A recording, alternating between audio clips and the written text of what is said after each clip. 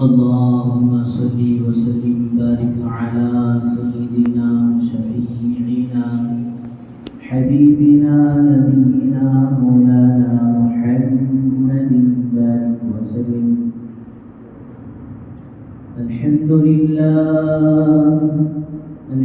لله نحمده ونستعينه ونستغفره ونؤمن به ونتوكل عليه ونعوذ بالله من شرور أنفسنا ومن سيئات أعمالنا. من يهده الله فلا مضل له ومن يضلل فلا هادي له. ونشهد أن لا إله إلا الله وحده لا شريك له. ونشهد أن سيدنا وسندنا مولانا محمدا عبده ورسوله. أما بعد فأعوذ بالله من الشيطان الرجيم. بسم الله الرحمن الرحيم. الحج أشهر معلومات فمن فرض فيهن الحج فلا رفث ولا فسوق ولا جدال في الحج. وما تفعلوا من خير يعلمه الله وتزودوا فإن خير الزاد التقوى واتقون يا أولي الألباب. وقال رسول الله صلى الله عليه وسلم: من حج لله ولم يرفث ولم يفسق فرجع يوم ولدته أمه، أو كما قال عليه الصلاة والسلام. رب اشرح لي صدري ويسر لي أمري واحلل عقدة من لساني يفقهوا قولي.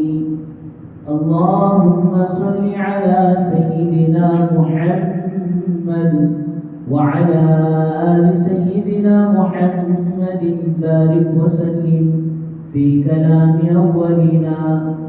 اللهم صل على سيدنا محمد وعلى آل سيدنا محمد بارك وسلم في أوسط كلامنا. اللهم صل على سيدنا محمد وعلى آل سيدنا محمد بارك وسلم في آخر كلامنا. बुजुर्गान मोहतरम और मुअज़्ज़ज़ सामीईन किराम, अल्लाह जल्ले जलालुहु व मनवालुहु का एहसान करम फज़ल हुआ कि अल्लाह तबारक व तआला ने हम सबको अपने घर तक आने की तौफीक नसीब फरमाई और कुछ दीन की बातें कहने और सुनने की तौफीक व सआदत नसीब फरमाई। दरूद व सलाम नाज़िल हो आक़ाए मदनी ताजदार मदीना अहमद मुज्तबा मुहम्मद मुस्तफ़ा वजह कायनात मुहसिन इंसानियत रहमतुल लिल आलमीन मुहम्मद अरबी सल्लल्लाहु अलैहि वसल्लम के दाद आली पर। बुजुर्गान मोहतरम, माशाअल्लाह ये महीने हज के महीने गुजर रहे हैं। इस्लाम की 5 बुनियादें,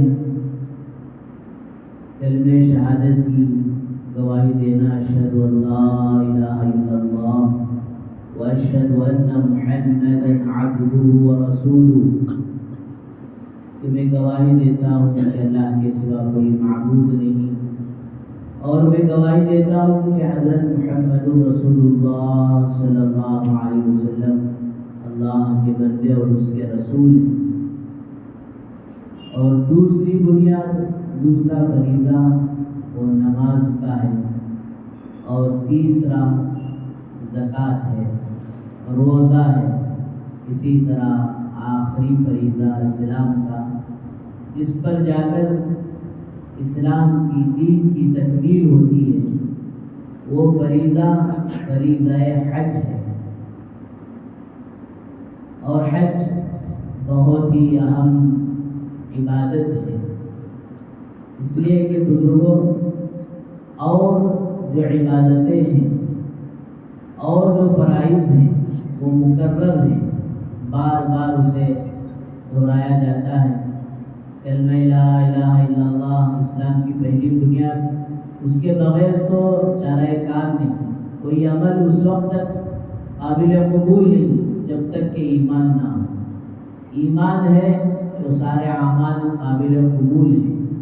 ایمان ہی قبر کا مسئلہ ایمان کے ذریعے ہی سے حل ہو سکتا ہے، حشر کا مسئلہ، جنت کے داخلے کا مسئلہ.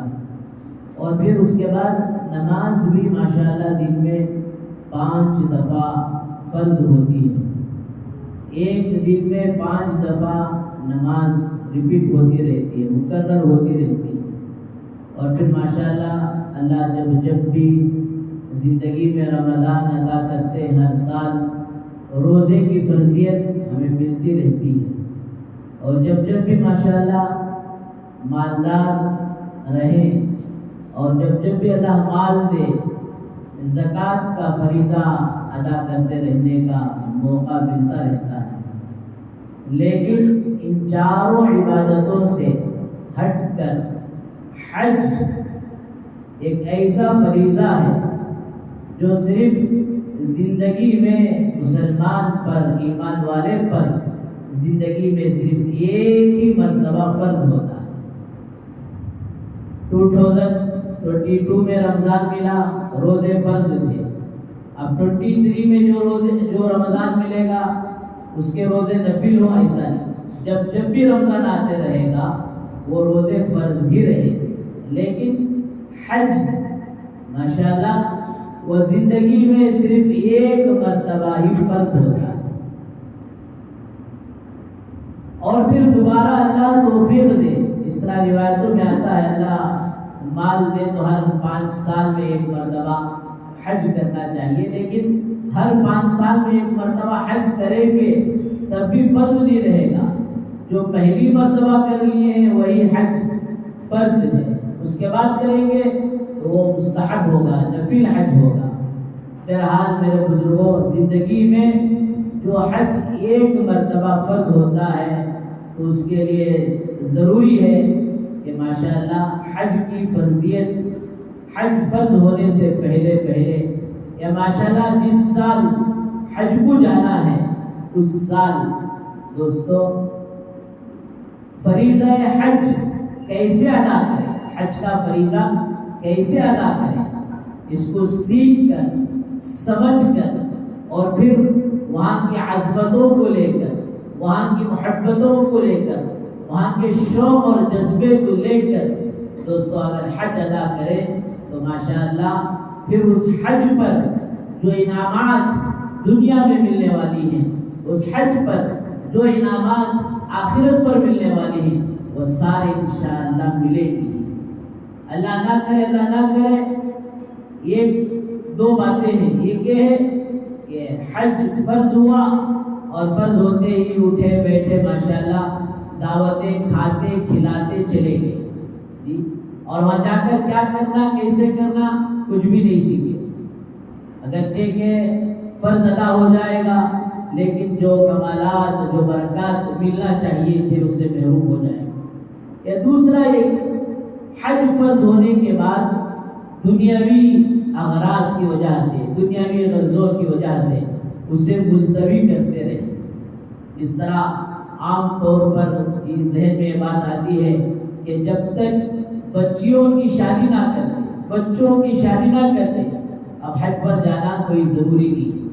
یہ سراسر غلط ہے. حج کو اور بچیوں کی شادی کو کوئی تعلق نہیں.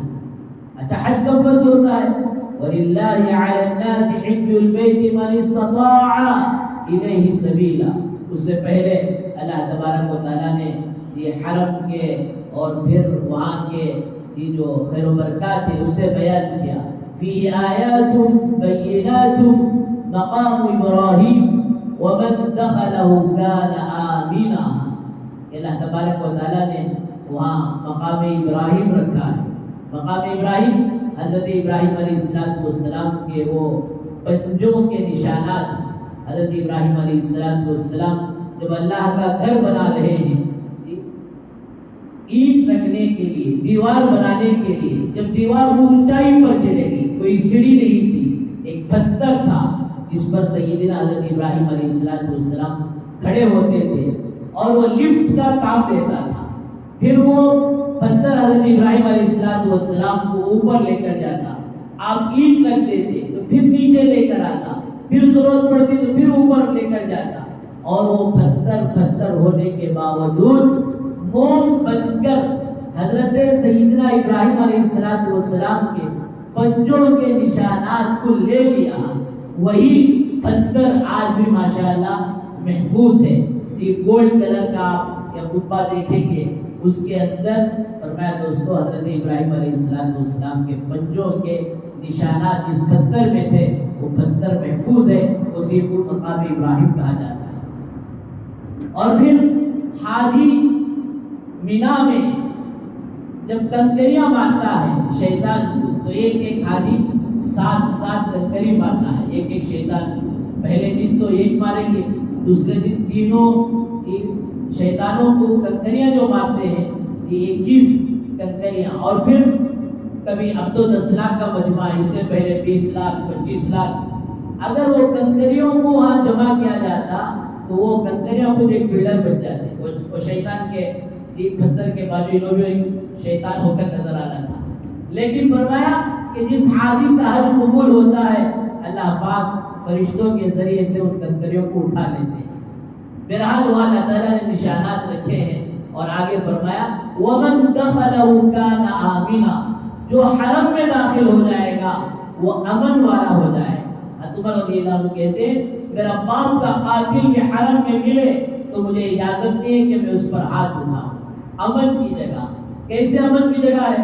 حضرت شیخ زکریا صاحب رحمۃ اللہ علیہ، اس لیے جو حجاج کرام اگر اس مجمع میں یا مثال یہ کمیٹی سے تو چلے گئے اور پرائیویٹ ٹوروں سے جانے والے ہیں تو ان سے ادباً گزارش ہے جانے سے پہلے فضائل حج کو خوب پڑھیں. اور پھر ماشاءاللہ وہ ایک بڑی ضخیم کتاب ہے فضائل حج کا ہی رسالہ ماشاءاللہ الگ کیا گیا ہے، اس کو ساتھ رکھ کر پڑھتے رہے.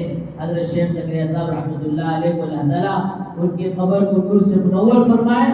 سارے آداب اور ساری فضیلتیں اور ساری چیزیں اس کے اندر ماشاءاللہ تفصیل سے بیان ہے. تو حضرت نے لکھا ہے کہ ایک عورت ماشاءاللہ حج کے لیے گئی اور طواف کر رہی ہے بڑے امن کے ساتھ، بڑے سکون کے ساتھ، بڑے وقار کے ساتھ. اور پھر اسے کسی بزرگ نے دیکھ کر کہا یہ سارے امن و سلامتی کا سلامتی کی وجہ کیا ہے؟ تو کہہ رہی ہے تم میرے ظاہری امن و سکون کو دیکھ کر مطمئن نہیں ہونا. میں نے ایک بڑا حادثہ، ایک بڑے حادثے سے گزر کر، ایک بڑے حادثے کو اپنے آنکھوں سے دیکھ کر آئی. پوچھا کیا ہوا؟ کہا گھر میں ایک بکری تھی، قربانی کے موقع پر اور کسی موقع پر ذبح کرنے کے لیے میرے خاوند اس بکری کو لیا اور ذبح کی. اس لیے بعض عمل بچوں کے سامنے نہیں کرنا چاہیے، اور قربانی کا عمل بھی بچوں سے یہ ذرا دور رہ کر ہی کرنا بہتر ہے. اب وہ عمل کو دیکھ کر میرے جو 2 چھوٹے بچے تھے اس میں سے ایک کہا آیا میں تجھے بتاتا ہوں ابا کیسا قربانی کرے. کھیلنے کے لیے گویا گیا اور پھر جو اسی طرح اپنا ایک چھوٹا بھائی نادان اپنے چھوٹے بھائی کو ذبح کر دیا. اب باپ دیکھا تو پریشان ہوا. باپ کو دیکھ کر بچہ دوڑنے لگا کہیں ایسا نہ ہو کہ غصے میں ابا کہیں مار نہ دے. اب جاتے جاتے جو ہے وہ ایک پہاڑی کی طرف گیا اور گر کر جو ہے وہ بچہ بھی انتقال ہو گیا. اب شوہر اس کے پیچھے جاتے جاتے وہ بھی گرا، اس کا بھی انتقال ہو گیا. اب میں پریشان ادھر ادھر دیکھ رہی ہوں. گھر میں ایک چھوٹا بچہ رینگنے والا بچہ تھا اور گھر میں جو ایک تنور سلگا ہوا تھا اور بچہ جاتے جاتے وہاں وہ گر کر وہ بھی انتقال ہو گیا.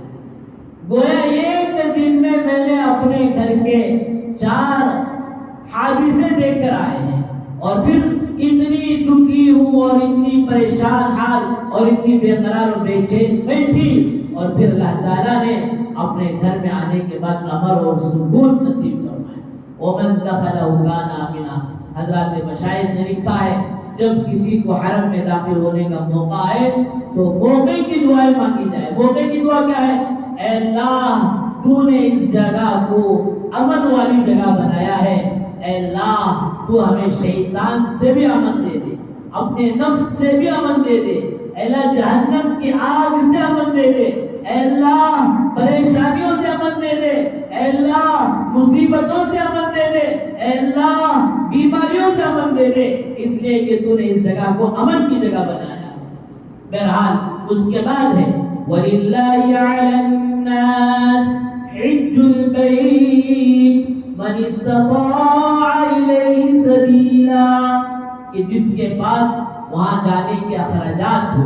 یہ آج کے حساب سے پہلے تو ماشاءاللہ کم تھا، ہمیں اسے زیادہ سمجھ لیتے، 1.5 لاکھ کیا 2 لاکھ کیا، یہ ہمارے باپ دادا 60 میں جا کے آگے 70 میں جا کے آگے، اور چیزوں کے ریٹ بڑھ گئے، پیٹرول کا ریٹ بڑھ گیا، یہ گھر کے کرایوں کا ریٹ بڑھ گیا، وہاں اتنا پریشان ہوئے ہیں۔ اب یہ حج کا معاملہ آیا تو 4 لاکھ تقریباً 5,000 20,000 اتنا جو ہے ریٹ بڑھ گیا ہے۔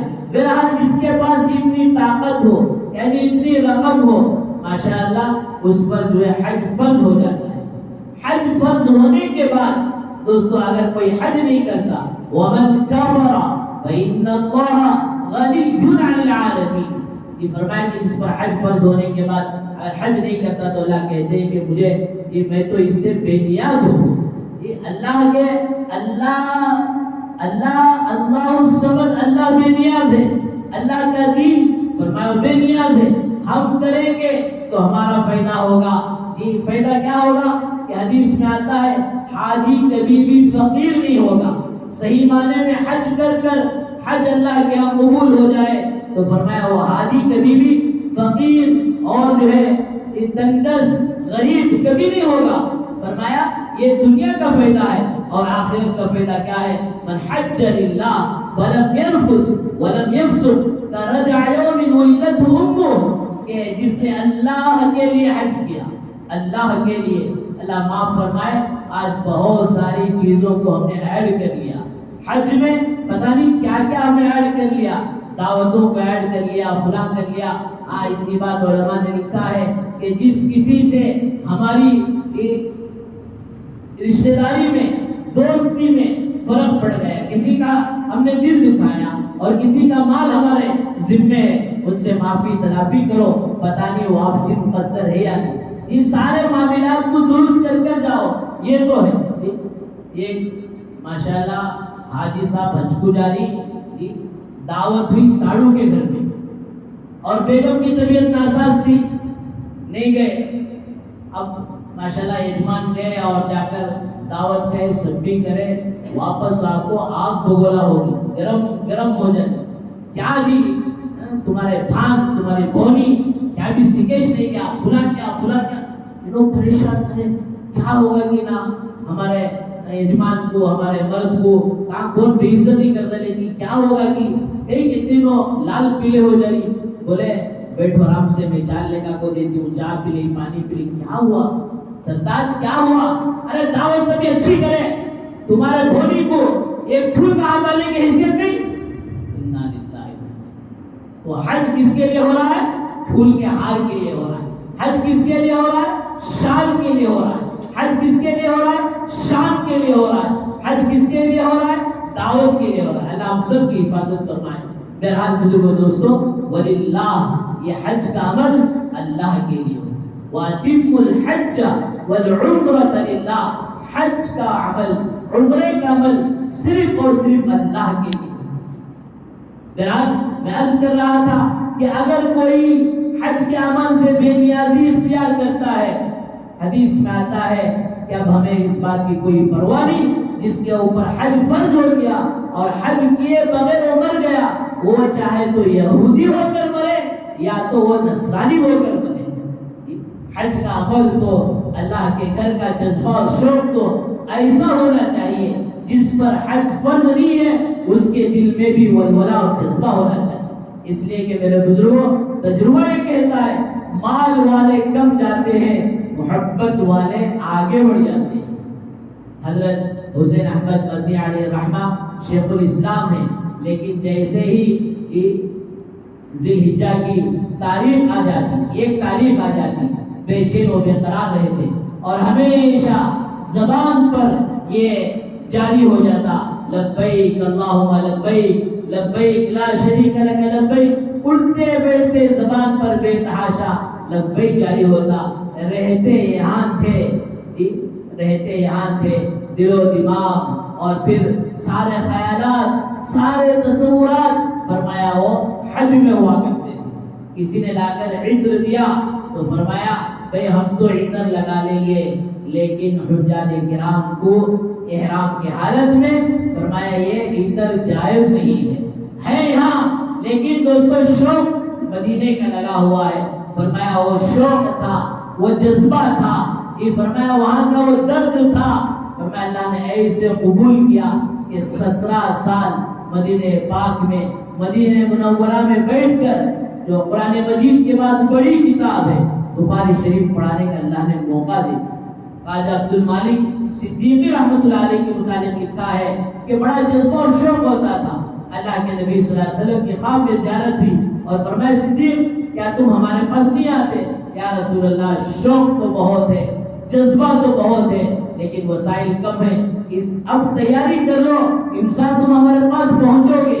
فرمایا کہ اس کے بعد 20 پر 7 سال خواجہ عبد المالک صدیقی رحمۃ اللہ علیہ حیات تھے اور 27 مرتبہ فرمایا دوستو اللہ نے اپنے گھر کی حاضری کی توفیق نصیب فرمائی۔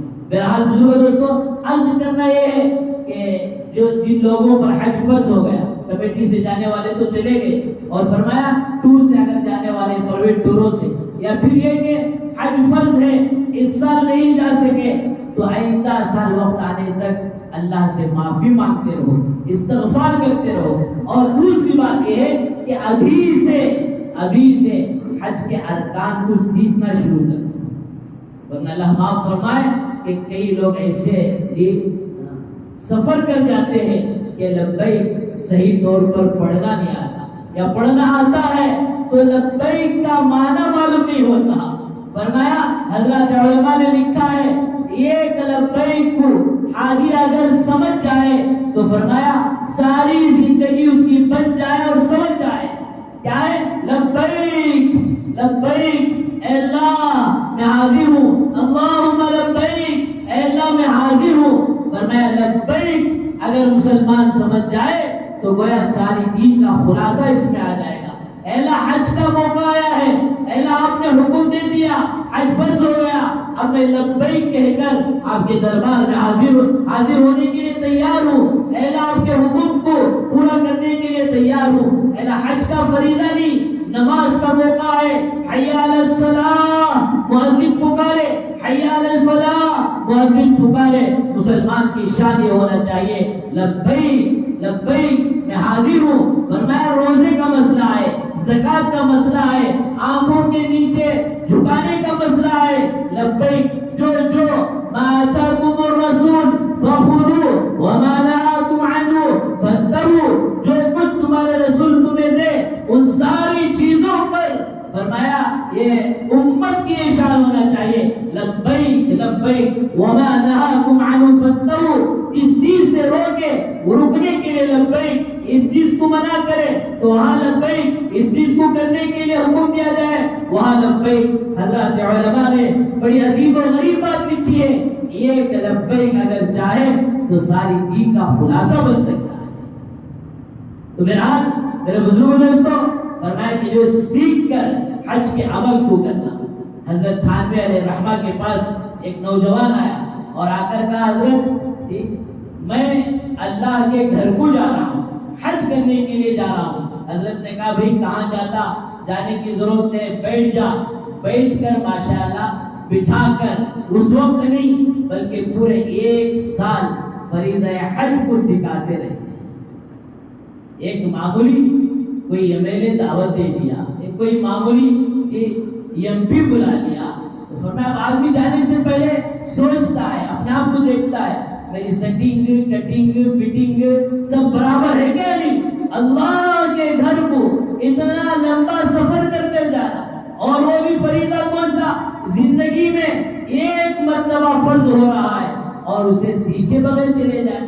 معمولی نکاح کا مسئلہ آتا ہے، قاضی صاحب پورا پڑھ کو، خطبہ نکاح پڑھ کو، وکیل گواہ ساری چیزیں بول کر کہ آپ نے قبول کیا، اس کے واسطے میں نے قبول کیا الحمدللہ، یہ اتنا جملہ بولتے ہیں تو نکاح منعقد ہو جاتا ہے۔ اب دیکھو ماشاءاللہ نوشو کو پکڑنے ہوتا نہیں، 3 مہینے پہلے سے تیار ہیں، الا بلا یہ عرس والے کے پیسے لے کو، دھوم مچا دل کو، یہ کیا کیا نہیں کرتا ہے۔ اور فریضہ حج جو زندگی میں ایک مرتبہ فرض ہو رہا ہے اور دوستو اسے سیکھے بغیر چلے جائے۔ اور پھر ماشاءاللہ اس حضرت نے اس شاگرد کو 1 سال بعد یہ فریضہ حج ادا کرنے کے لیے یہ جب رخصت دیا اور ماشاءاللہ اس نے فریضہ حج ادا کر کر واپس آیا ہے، تو حضرت نے پوچھا کہ بیٹا کیا کر کر آئے؟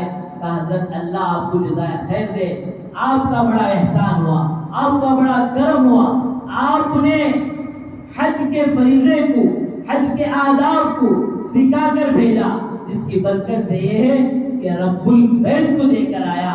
اگر ایسے ہی چلے جاتا تو صرف بیت کو دے کر آتا، صرف گھر کو دے کر آتا، اور ماشاءاللہ سیکھ کر جانے کی وجہ سے فرمایا رب البیت یعنی اللہ کی تجلیات جو وہاں پر برستی ہیں، اللہ کی تجلیات وہاں جو پڑتی ہیں، فرمایا اسے دیکھ کر آیا۔ تو میرے بزرگوں دوستو بھائیوں، فریضہ حج یہ بہت ہی اہم فریضہ ہے، اس کو یہ جانے سے پہلے سیکھ کر جانا، اور جیسے ہی فریضہ حج کا وقت آ جائے تو اس کے ادا کرنے میں خواہ تاخیر نہیں کرنا، ڈیلے نہیں کرنا۔ کوئی مسئلہ ہے علماء کرام سے، مفتیان کرام سے معلوم کرنا۔ ایک عجیب لوگوں کے ذہن میں سوال، 4 لاکھ 5 لاکھ کیا بھی نہیں بھائی چل گئے جا، لیکن وہ خرچہ کو 5 لاکھ نہیں، انا للہ و انا الیہ۔ حج کا خرچہ کتنا؟ 5 لاکھ، وہاں جا کو خرچہ اس کے واسطے 5 لاکھ نہیں، گئے کو بھی نہیں گئے تو ہمارے بیگم پہ ایک نیکلس لے لے گا نا، ان کو بگڑیا لے لے گا نا، ان کو ہرا بھرا ان کی کفن لے لے گا نا، ان کی قبر لے لے گا نا، ان کی میت لے گا۔ اللہ حفاظت کرے۔ حج فرض ہو گیا ہے 5-4 لاکھ میں، اب خرچہ کو 5 لاکھ، اللہ حفاظت فرمائے۔